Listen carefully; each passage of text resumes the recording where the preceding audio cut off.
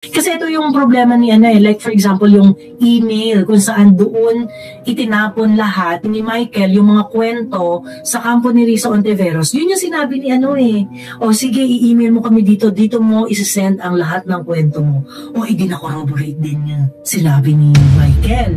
Pinagplano nila kung paano idiin ang kaso ni Pastor at hininggan niyo akong mag-file ng kaso August 24 hanggang September 8, 2024. Everyday kami nag-meeting kasama yung mga staff ni Sen. Risa, yung PNP, CIDG, nandun yung US Embassy, yung NBI, ang Department of Justice at yung mga tumiwalag sa kingdom mula sa Amerika na sina Ann Lagerder at Arlene Stone. Pinag-uusapan ang plano kung paano ma-extradite o ma-extraordinary rendition si Pastor sa US at paano pabagsakin ng kingdom.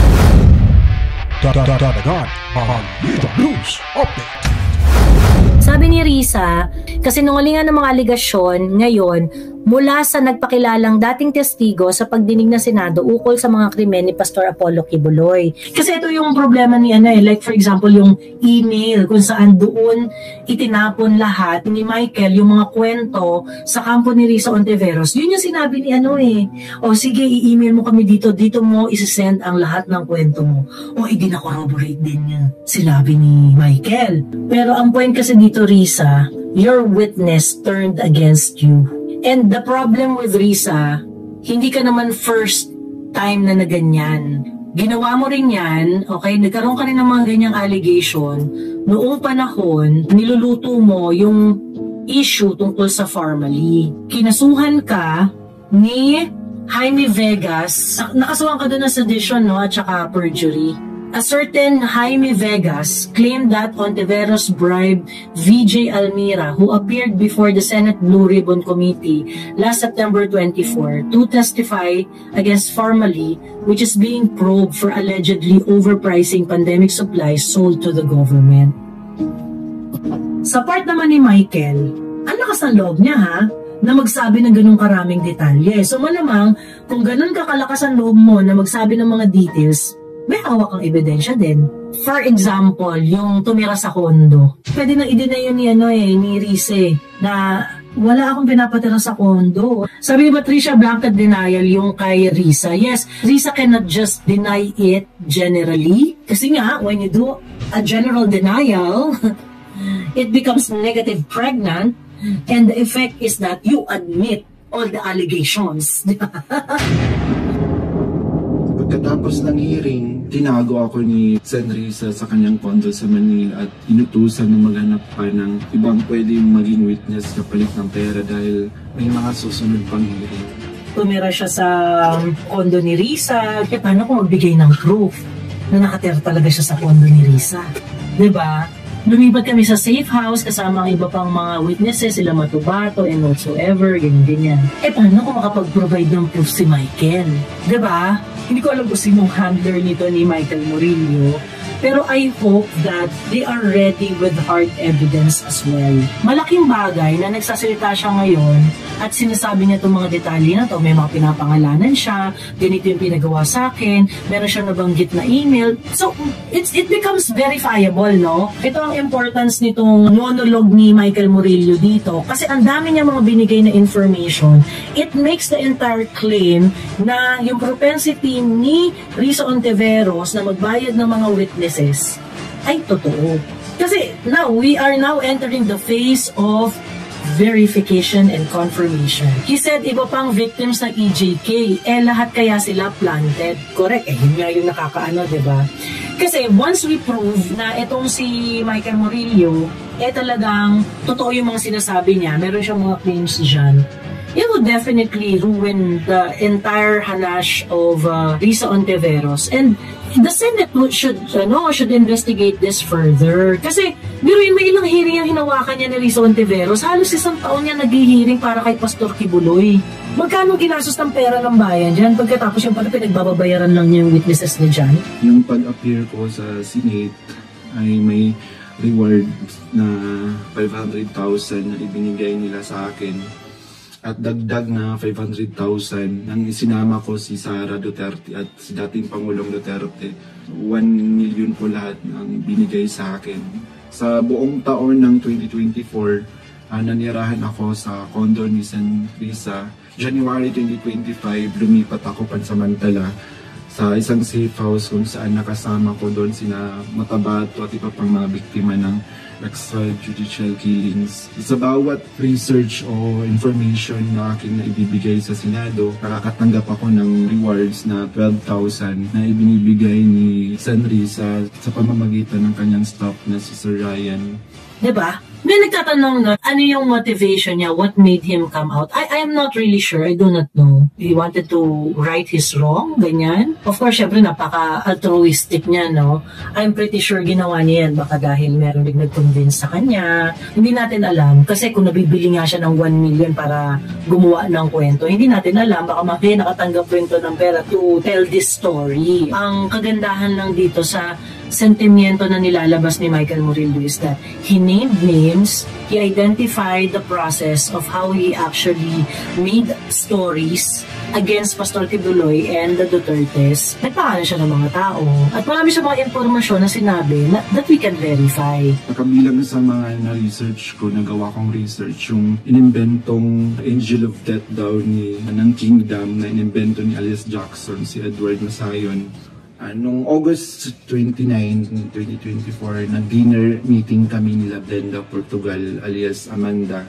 Pinagplano nila kung paano idiin ang kaso ni Pastor at ininggan niyo akong mag-file ng kaso. Sabi ni Attorney Domingo na mas maganda mag-focus kami sa human trafficking dahil mahina ang kaso sa sexual abuse. Mag-focus ka na lang dito ka na lang gumawa ng kwento. Tagang ganun yung labanan nila, no? Yung chief of staff ni Attorney ni Risa Ontiveros, si Senator Risa Ontiveros, ay si Attorney J. de la Cruz Bequema. Ito yung lawyer, ito yung lagi nagbubulong-bulong kay Risa. Magaling daw talaga yan eh. And may nagsabi nga dito sa live ko before, si Attorney Harry, parang sinabi daw niya na estudyante daw niya yan sa UP mo. At smart daw talaga. May nagtatanong dito, na-substantiate ba daw ni Michael Murillo yung kanyang statement before? Hindi nga. Kasi kwento-kwento lang talaga. Talagang testimonial lang talaga yung ambag nila doon. Yung mga kaso against kay Pastor Kibuloy, I don't think it involves yung lahat ng mga tao na nag-testify doon sa Senate. And in fact, yung rape case di umano raw ni Pastor Kibuloy, hindi uma-attend ang witness. So, sa panahon ng KOG Sage sa Davao City noong August 24 hanggang September 8, 2024, everyday kami nagli-meeting kasama yung mga staff ni San Risa, yung PNP, CIDG, nandun yung US Embassy, yung NBI, ang Department of Justice at yung mga tumiwalag sa Kingdom mula sa Amerika na sina Ann Lagerder at Arlen Stone. Pinag-uusapan ang plano kung paano ma-extradite o ma-extraordinary rendition si Pastor sa US at paano pabagsakin ang Kingdom. So, tinatanong kami ng paulit-ulit kung may alam kami tungkol sa isang bunker daw nung panahon ng KOG Siege dahil kapag nahanap daw nila si Pastor, babaha ng pera at may bahagi kami doon. Ang bunker ang pangunahing hinahanap kaya pinuntahan nila ang lahat ng mga posibleng lugar. Ngunit sa katotohanan, wala talagang bunker sa Kingdom, lalo na sa Central Headquarters. Kasi yun, no? Pero nakakabahala yung sinasabi ni na baka kasi baka ang ginagawa nila dito ay may ubusin yung mga kaso ni Pastor Kibuloy. Pag wala na siyang kaso dito, i-extradite siya sa US. Alam mo yun? So it looks like yung diskarte nila dito, they try to get a lot of information from different informant. Pagkatapos they allow them to speak, to share their story, ganyan. Because later on, i-fit nila dun sa general narrative na gusto nila. Ay, hindi ka na magsalita dyan. Huwag mo na isama to sa reklamo mo. Ay, yung mga ganun-ganun. Talagang meron talagang magic hand na nag-aayos kung paano nila ilalatag yung general na kwento nila. Ayon kay kay Michael Maurilio. This also cemented yung idea na kasi hindi ko maintindihan kung bakit why the Bongbong administration forced the freezing of accounts of all related endeavors kay Pastor Kibuloy. SMNI, KOJC, at saka yung San Jose Maria College, yung lahat ng endeavors na connected yung KOJC, even yung mga charitable institutions, at saka yung mga charity works na ginagawa nila. Everything was frozen for a certain period of time. And I find it unreasonable kasi ang kaso ni Pastor Kibuloy is human trafficking kumo. So, ngayon, if i-freeze mo yung assets at saka yung mga pera, yung mga ganyan, if meron kang reasonable belief na yung pera na meron sila is actually earned from those kind of activities. Kung galing siya doon. Time has been given na extend yung pag-freeze nila ng assets ng KOJC ni Pastor Kibuloy, na ibang mga members at saka yung mga schools and other facilities na meron si Pastor Kibuloy. Pero, meron ba silang nakita? Wala naman di ba?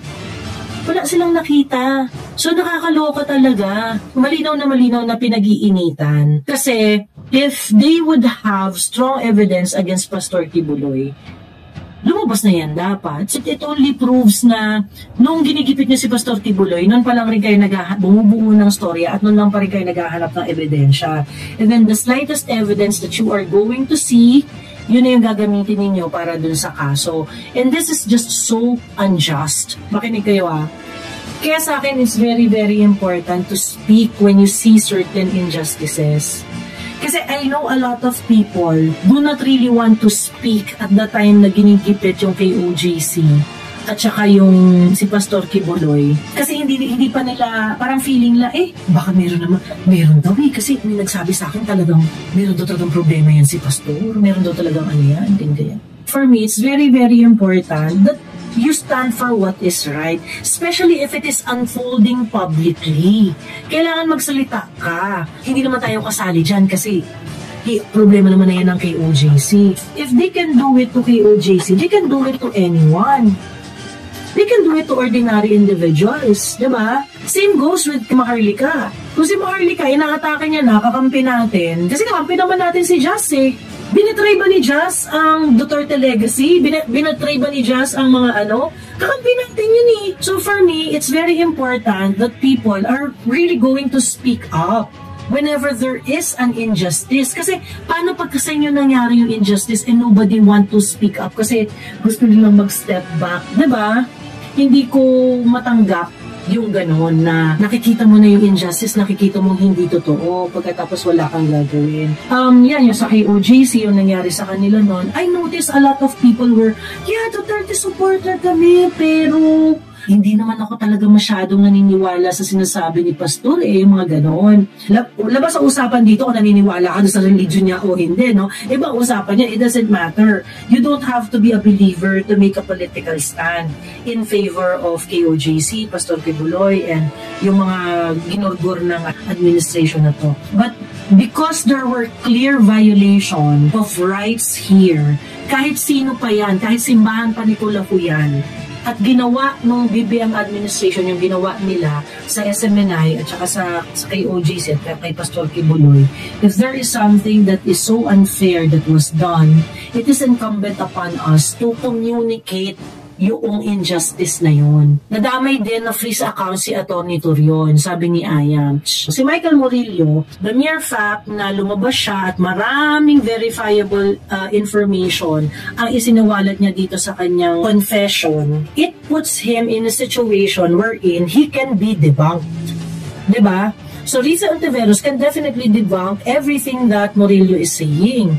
Yung mga allegations ni Murillo dito, like for example, yung tinao-tao sila, ikaw dito ka sa issue na to, ikaw dito ka sa issue na to, binayaran siya ng 500,000 to do this and 500,000 para siraan ng mga Duterte and 12,000 every information na ipoprovide niya.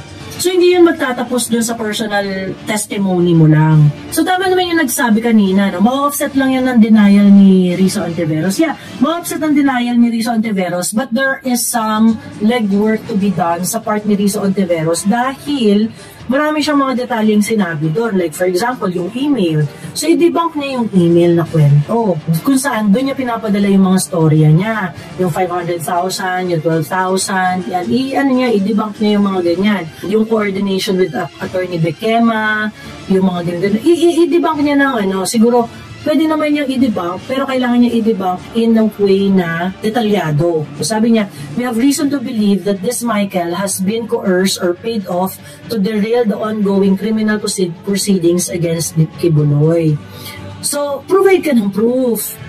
Proof, madam. Pwede nila i-background check ang mga alias ng mga witnesses, sabi ni Ben Mandat. Totoo. Yung mga pinagsasabi niyang mga pangalan, di ba?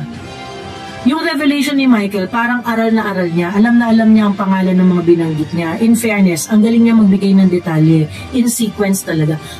Kaya nga tingin ko may handler siya eh. Humarap kasi siya sa Senate. So basically, inabandon na niya lahat ng kanyang mga sinabi sa Senate. Ngayon, nag-provide siya ng sangkaterbang impormasyon. Yung impormasyon na yun, it makes what he is saying verifiable. So ibig sabihin, ginawa rin ito ni alias Michael na maging ka-debunk yung kanyang testimonya. Kasi may mga detalye. May mga detalye. Sa part naman ni Michael, ang lakas ng loob niya na magsabi ng ganung karaming detalye. So malamang, kung ganun kakalakas ang loob mo na magsabi ng mga details, may hawak ang ebidensya din. Diba? So sana lang meron siyang ebidensya kasi kung wala siyang napatunayan, malilinis na naman ang pangalan ni HR, sabi ni Red and Gray. Yeah, I agree. Kailangan meron siyang ebidensya. Pero ito for example, yung tumira sa kondo. Pwede na sabihan niya pwede na i-deny yun ni Rize. Na wala akong pinapatira sa kondo, wala akong ganyan. Sabi ni Patricia, blanket denial yung kay Risa. Yes, yun nga, parang Risa cannot just deny it generally. Kasi nga, when you do a general denial, it becomes negative pregnant, and the effect is that you admit all the allegations.